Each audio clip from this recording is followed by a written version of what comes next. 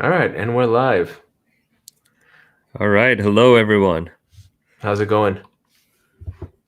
All right, so tonight we want to do a show that I think will be topical on recession-proofing your career. Right? What are the steps you can take right now so that you know if what people are saying is going to happen, but I don't. I think there's some disagreement about. You can be as ready as possible. So, give a little background of ourselves. Of course, we're the Full Stack founders. David, my name's David. This is Nimit, and we've been through two recessions. Of course, the dot-com bust. It was a long time ago, 2001, but Nimit maybe can share a story about the business he was running, and of course, all of us were going through the 2008. With the 2008 financial crisis, and we've been on, I would say, three sides of the table. Right, we've been employees, managers who have to go and deliver the bad news or make a decision on kind of the custom make, and then now as founders and CEOs. So share our perspectives from kind of all three sides of those angles. So I don't know if you want to share any thoughts about 2001 for people who I think it's mostly a very distant memory. So,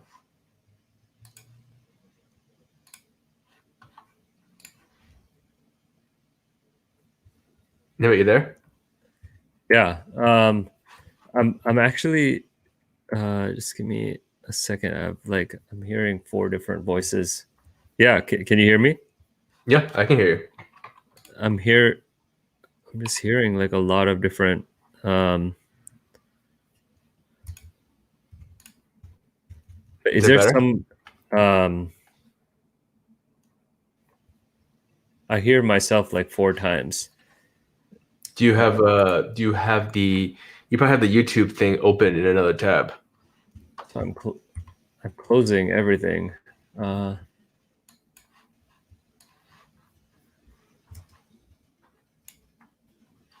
uh, this is weird, but All right. How about to people in chat? Anyone having audio problems trying to hear me? Very nice to meet you, Asha Rani Sarma. Asha, can you hear us? Can you give us a I'm just thumbs gonna up? exit and then come back, okay? Okay.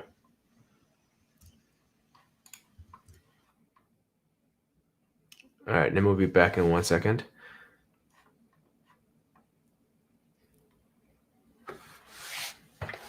So this is my. Of course, we're working from home. This is my home office. You can see right here. Let me see if I can find it here. Right here. This is my art of computer programming, which actually, I do pull out on occasion to review some of the stuff that I learned in college, especially when it comes to programming competition type stuff. All right, let me add Nimit back in. All right. Is that I better? think, yeah, I could only hear one person, so that's great. Okay. Uh, all right. So we're talking about the last couple of the last couple of recessions that we were part of. Yeah, I was Uh, gonna say if you want to talk about the 2001 recession, what it felt like, what it was, what you were working on, and what it felt like as a. yeah, I think so. I mean, one, both of us were students in college searching for internships, searching for jobs. And secondly, I had a, I like to nicely call a early version of YouTube as a .com business, which was a 3D video site, and I was making a good amount of ad revenue in 98, 99, 2000 that actually helped me pay for many semesters of college. But you know, basically all the companies that were working with me just one by one started going out of business, and I was a publisher that had a lot of page views, but the advertisers were all going out of business, and so from the from the business owner perspective, that was tough. And then from a student trying to get an internship, trying to get a job, I remember in our 2002 job fair, I knew some of the people that were organizing that job fair, the engineering open house, um, or it was called. Is that right?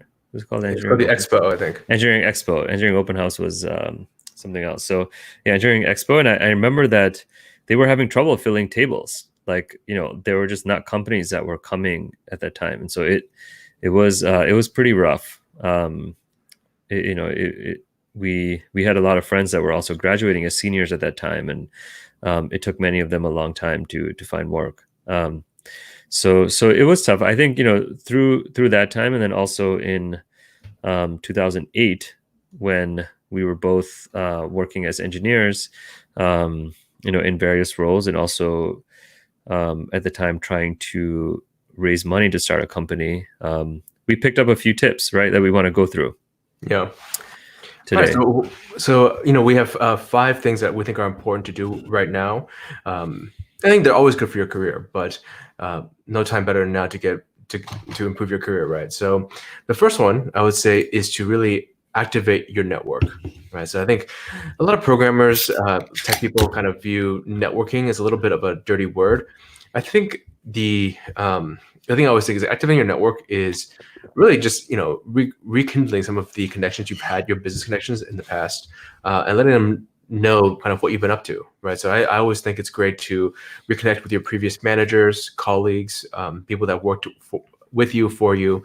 And also oftentimes we make our whole social world our current employment, our current place of employment. And then, I think, of course, if that place of employment has issues, all of you can't help each other at the same time, right? So reconnect with previous managers. I really think that's a great thing to always be doing. But what now? No time better than now to get started.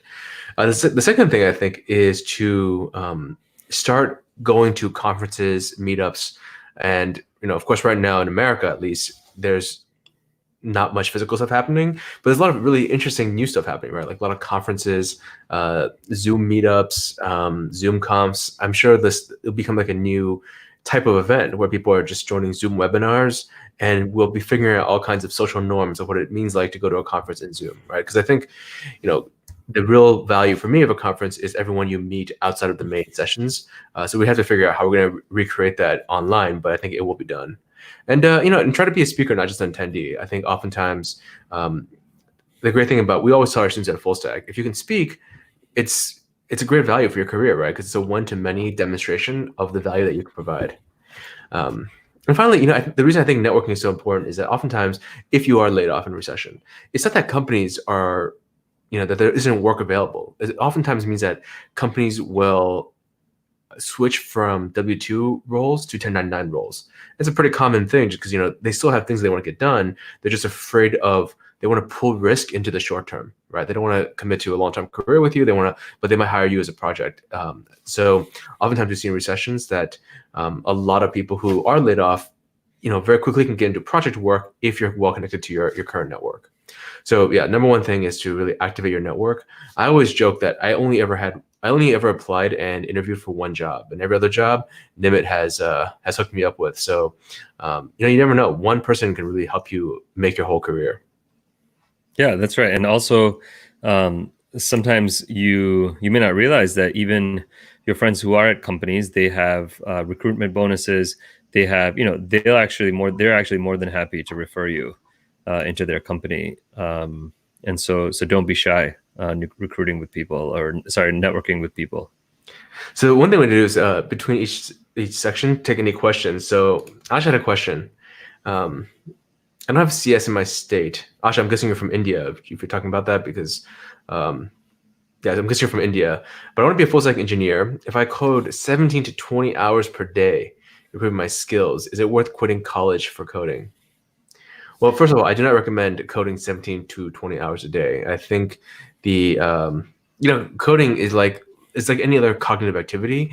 Your brain is going to fry itself trying to do that much work, right? So now, quitting college for coding, that's a different topic. I don't know that much about the education system in India, but I do think that if all you want to do is coding, going to college and taking all the other classes, I don't see the value in that. But that being said, me and Nimit both went to college. We met the first day of school in college, so don't drop out of college because you watch someone on YouTube. That's general life advice. Don't do anything because you saw someone on YouTube, but talk about it. But I do think if you code and improve your skills, it is the fastest way to get into a full stack engineering role. Now the question is, and this is actually a video that Nim and I are planning on, is what exactly you do in that time to become better. So specifically on the topic of universities in India or a lot of overseas universities, I remember when I was at Yahoo, I was in charge of recruiting for my team, and so I would be doing all the resume screens, and we used to get literally like thick binders of resumes. And one thing I noticed from a lot of many universities, and I specifically say India, is that a lot of CS education there is very theoretical, and it's very focused on memorizing things. And so I would notice that the candidates who were really good were actually the ones who were coding a lot outside of their university work, and then those candidates were actually exceptional. But then the people who were just taking classes and learning how to do well in those classes, they tended to have they tended to have very little practical information. So I would say, I don't know if quitting college is the right move or not, but definitely practicing your skills, whether it's 12 hours a day or maybe some days 20 hours a day, I guess, if you're really excited about a problem. I think that's definitely the right way to learn and to become employable. So the next tip is to manage your boss, right? Manage your manager, connect with your team, understand your company, and remember, these are ways to recession-proof your career. So a lot of times people are so busy just with the work that they're given at work that they forget about thinking about the larger picture. Right. So you want to think about at a higher level, like what matters to your CEO, what matters to your manager, what value are you providing to the company, and how will you be recognized for that value, and how are you communicating up as well as down, right? So a lot of people only think about managing down, but you actually need to be managing up as well as down. And so I'll give you some examples. So, like, what matters to your CEO? Well, maybe what matters to you is how many hours you're working, how many days of vacation you get, how many benefits you get, all that stuff. And I think all that stuff is great. But what matters to your manager or your CEO is, how is the company doing? Is the company healthy? Is the company going to be around in 6 months? What are you doing to help your teammates in the tough times? How are you being a good teammate? Right. And so sometimes things like company values, things like company mission, those things, a lot of times, as an employee, I've done it too. I thought of that as just kind of standard stuff that companies release, but to company management and to the people who run the company, those things are very important. And if you take that stuff seriously, you'll actually stand out pretty easily. I would say that take some time to communicate up with your manager. Let them know what your goals are. Let them know some of the extra stuff that you're doing for your team, what you're working on. And then try to be a likable person, right? So this is just like this is a good life skill, almost always. But like when, forgive me for the word, but when shit hits the fan, right? People want to keep team members around who are good team members and who are nice to have around, not people who are jerks and, as we say at Full Stack, who are assholes. So I think be likable, be the person that people rely on. So I think that's tip number 2, is manage your boss, understand your company, and try to think about the bigger picture, not just your own work. Yeah. I think, what really woke me up to the likability thing was I went through a round of looking at layoffs in 2008, and it was fascinating how they went, right? Because the managers, and maybe kind of managers, HR, you're sitting in a room, and I think what I was hoping would happen was that we'd be looking at years of data, productivity information, all their performance reviews, right? But sometimes it would be as simple as, look, we got to cut 30% of this team, And these three people looked at me the wrong way, like the last time I passed them in the hallway, right? And this is not from the direct manager, but if your direct manager is not your absolute champion, then oftentimes the other managers have no interaction with you, right? So they're using very little data and it can be very sparse, right? So um, it's not, I mean, it's not ideal. I don't think that's how companies want to be run. And that's not how, I That's not think, how we do things, yeah, honestly. But I think that we have been at companies that are not, that have toxic environments that are just not great places to work. And if you are at one of those places, don't make yeah, it easy for them to want to fire you. yeah. All right. Next one, this is my one of my favorite ones, is to really focus on branding yourself, right? So, I mean, I think we are all companies. I mean, if you think about your career is a company of one, right?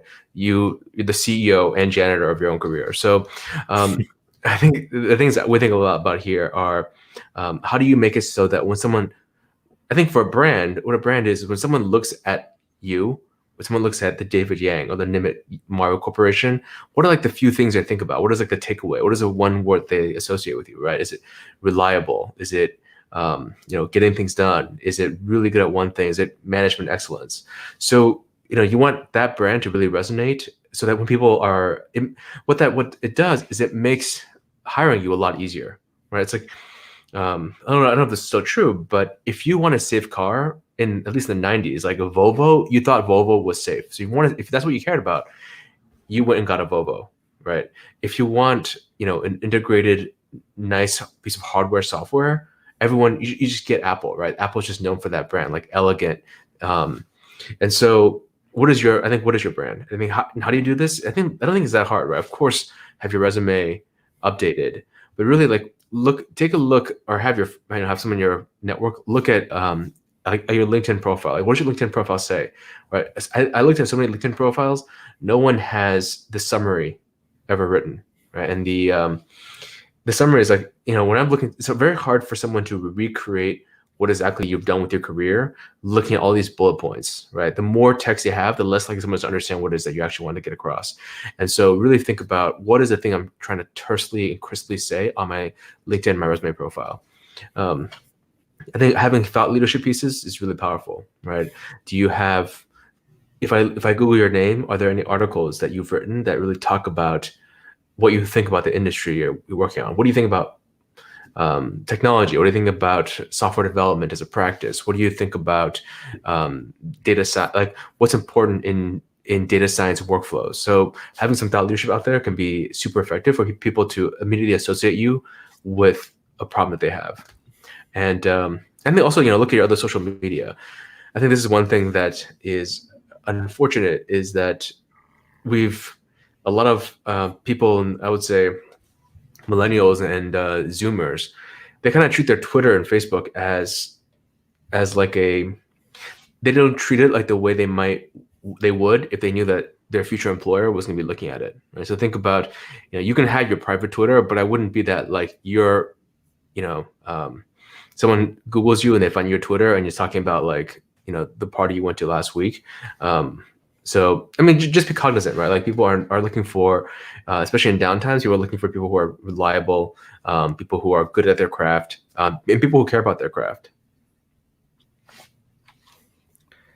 Yeah. So I think that number 4 is just demonstrate your potential, right? Demonstrate the potential you have to grow in the organization, and that you can play more roles than just the role that you are in, especially in times like recessionary times and times that we're in right now.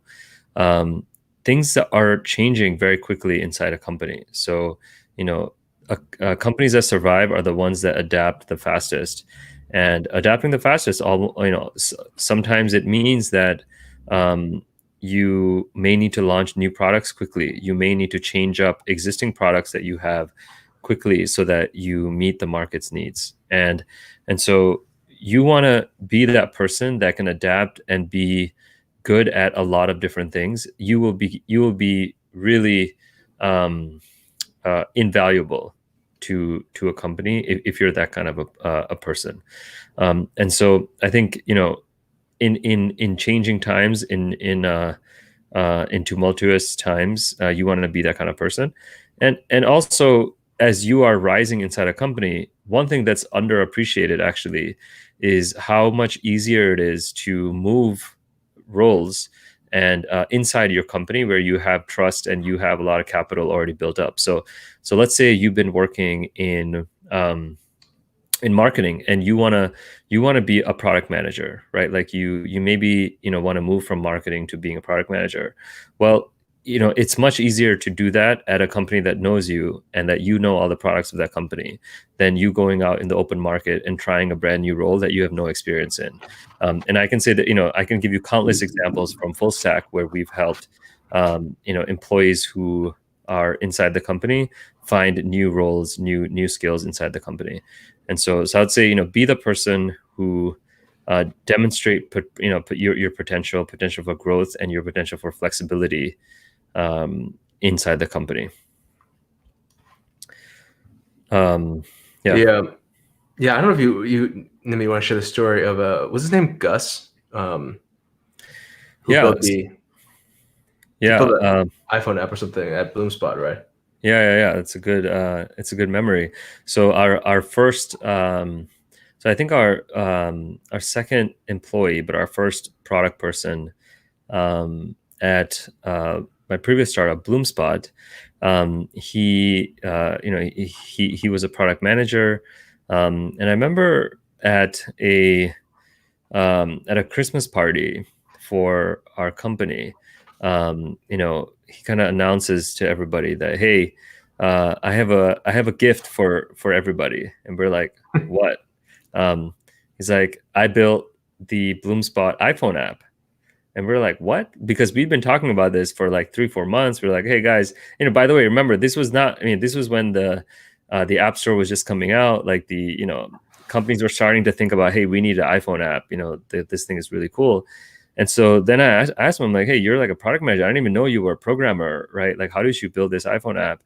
And then what I learned is that, he had a 1-hour commute into San Francisco every day from the South Bay. And he's like, every day, 1 hour going there and coming back. I just bought an iPhone development book, and I've just been working through it. And here you go. Like a few months later, I built our iPhone app, and I was just so super impressed. And I've stayed in touch with him afterward, and really we've. I think like a moment like that makes you think that, hey, this person can go far in your company. That's something that not a normal person would just not think about doing. A lot of people are watching Netflix in their commute. You're kind of just like sleeping or napping. It's like, it's amazing that somebody took that time to build a completely new skill set. And not everybody has long commutes or the ability to do that. So sometimes I would say your company may even have a training budget. You can take part-time classes. You can use YouTube videos. So there's a lot of ways to pick up new skills. And so that brings me to the next thing, which I'll let David go into. So our final kind of recession-proofing tip is really focus on hard skills and hard outputs. And what do you mean by that? I think if I think about the standpoint of a developer, there's always several projects that you're working on where this could be as microscopic as like a Jira ticket or a GitHub ticket, all the way up to kind of a whole epic or a whole milestone, right? And oftentimes many of these things are left in amorphous states. You're waiting on XYZ to make to the next step, right? So I think, and I see a lot of developers who they kind of let the process and project manager or product manager drive the momentum of the project, right?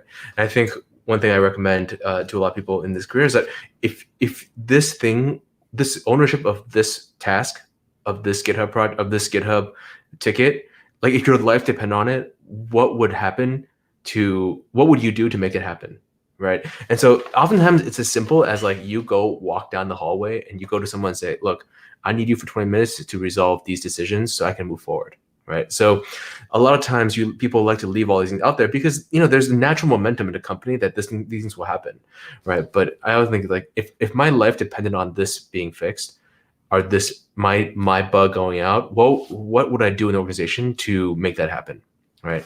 And the reason that's important is that because if I'm looking at across the organization and saying where am I going to put my, I'm a startup, right? I have a runway of 18 months. Maybe now it looks like 12 months, 6 months.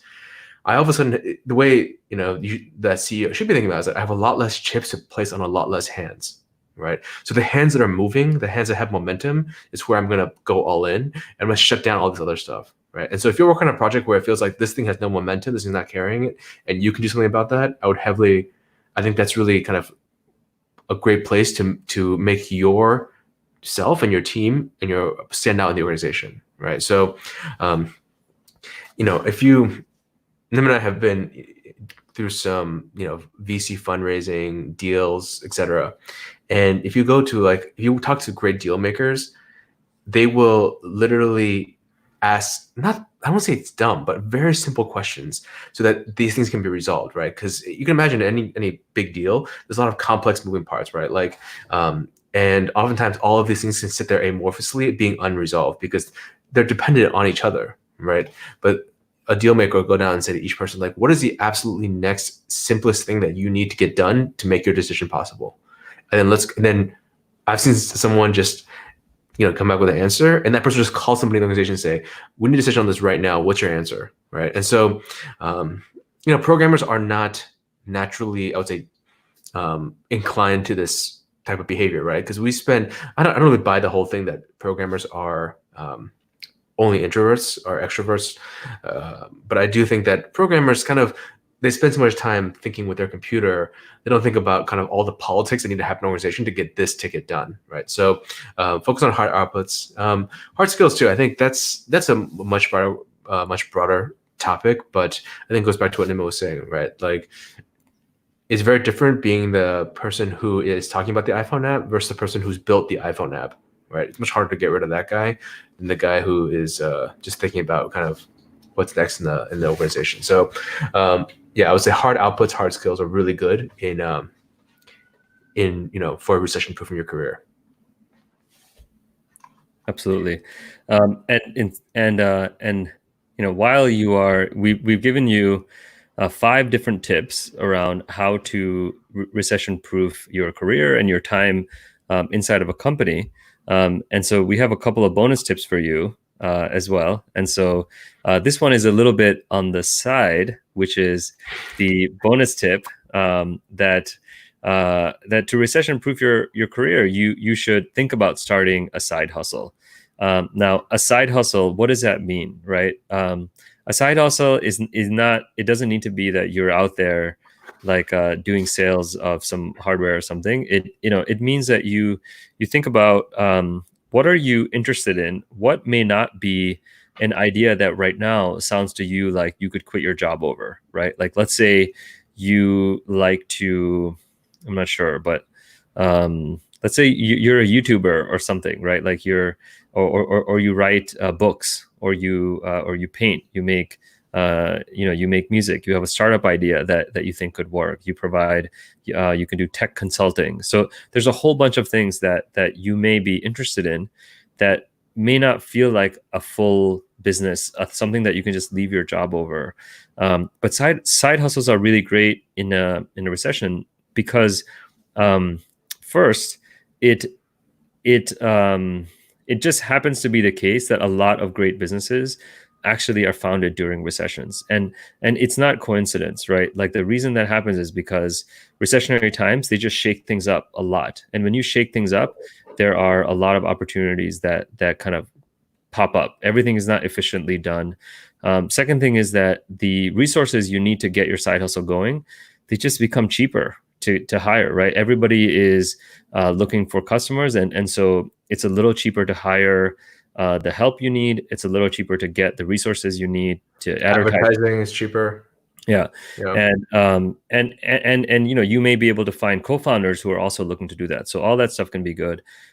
So the benefits are you may actually start a small or medium-sized revenue stream that will function to really secure you and your family in case something bad were to happen, like you get laid off or something like that.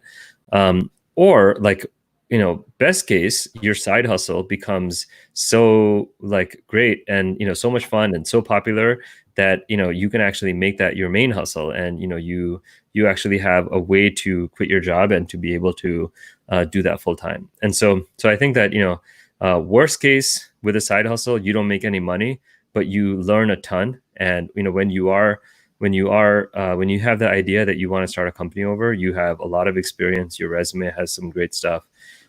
Really, there's very little downside other than you can't watch as much Netflix as you were going to otherwise. So other Yeah, than that, I'm curious your thought because I often think like what you're saying about just flipping the table, right? Like what a recession does is it kills a lot of things. Or what this recession could theoretically do is it just kills a lot of things, right? But it's like our desire to do those things won't necessarily end. So one thing I think about is like, for example, um, well, and also it. So one thing I think about is like, I can tell you how many people I've talked to who want to start like something to deal with restaurants, right? You can imagine restaurants are very inefficient. Everyone wants to do the iPad on the table. Everyone wants to do the new kind of point of sale system in a restaurant is like run by this ancient company. I mean, the tech is not terrible, but it's like, you can imagine it could be done better, right? And what will happen for better or worse, I think, unfortunately, is that a lot of restaurants will go out of business, right? But then all of a sudden, when things recover, is that restaurants will come back and people will buy those places, but it'll be yeah, a new generation of restaurant owners, and they'll be looking at that time for like, you know yeah, what, I want an iPad restaurant app, management app, right? Because the old restaurants, like, it's not a problem for them. They have the old solution. It's they have the momentum, right? And I think about something as simple as like project management. So at Full Stack, we use Asana, right? But at Full Stack, all of a sudden, if someone started a new coding bootcamp, they don't want to start with Asana. They might look at something brand new, right? So a yeah. recession is good for starting business, since you can start over. Everyone's starting over, and so you can chance to play fresh, right? Where it's very hard to get people to change. I think. Yeah, I think like the one of the main difficulties of selling B2B software, or just selling systems to small businesses, is that there is a pretty high switching cost that nobody wants to take while the economy is good and while they're making a lot of money. Nobody wants to go through this switching cost, but then something like a recession, it magically forces everyone to bear this switching cost.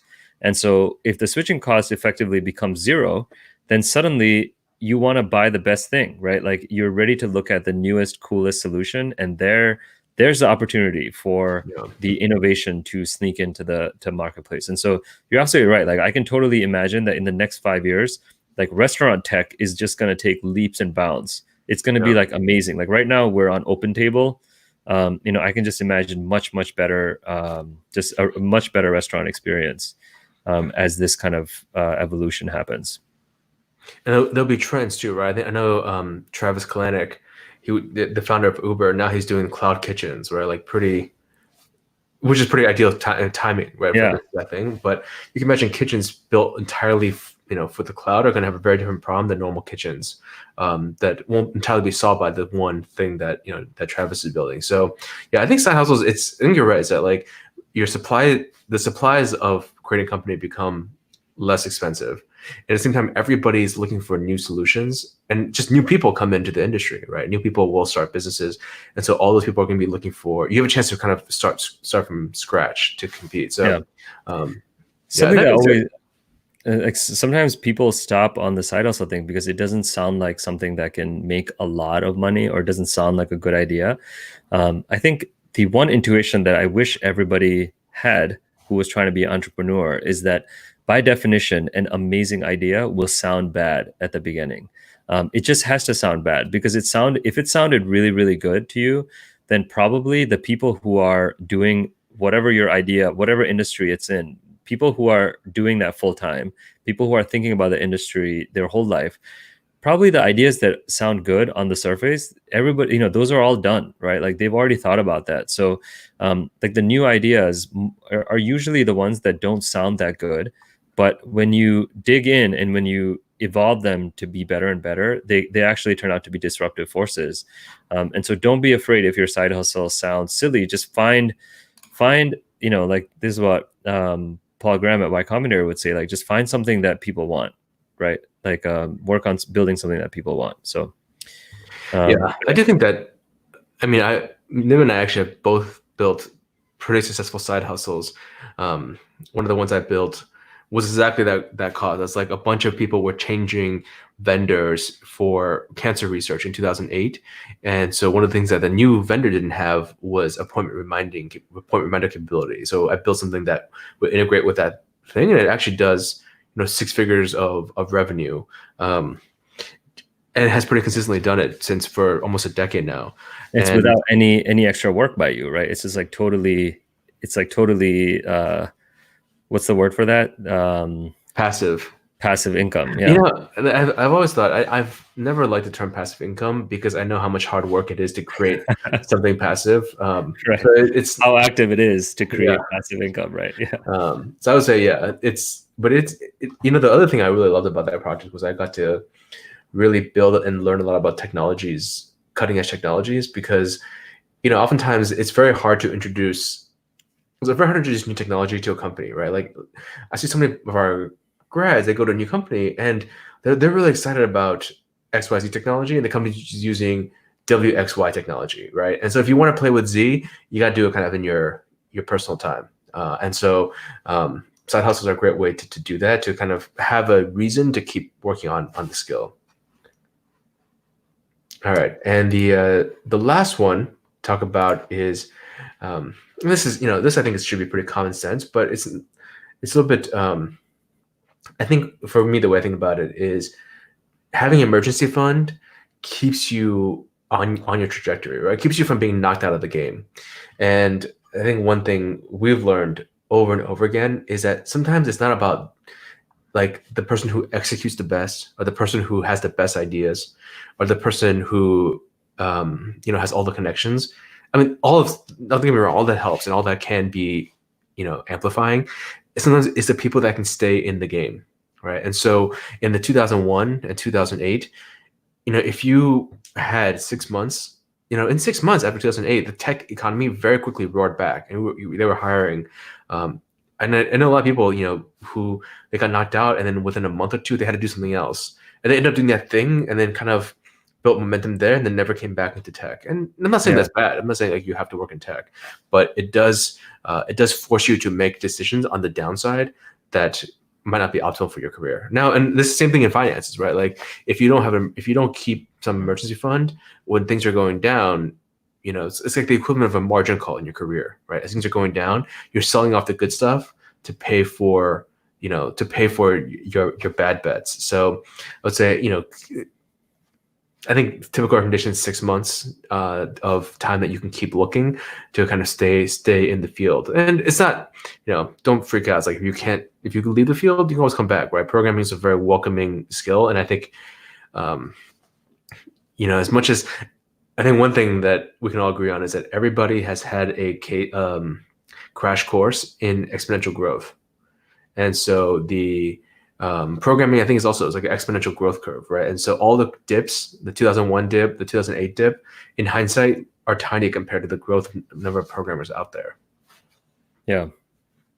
Yeah, I think that you have to buy yourself optionality, right? And that's what emergency fund, that's what it does for you, is that it gives you time, and it gives you time to make the right decision for your career. If you don't have an emergency fund, then you have to do whatever, you have to take the first job that comes, to you. You have to take the first opportunity. You have to do things that you may not want to do in the long term. So buy yourself the time. I think emergency fund is just one thing.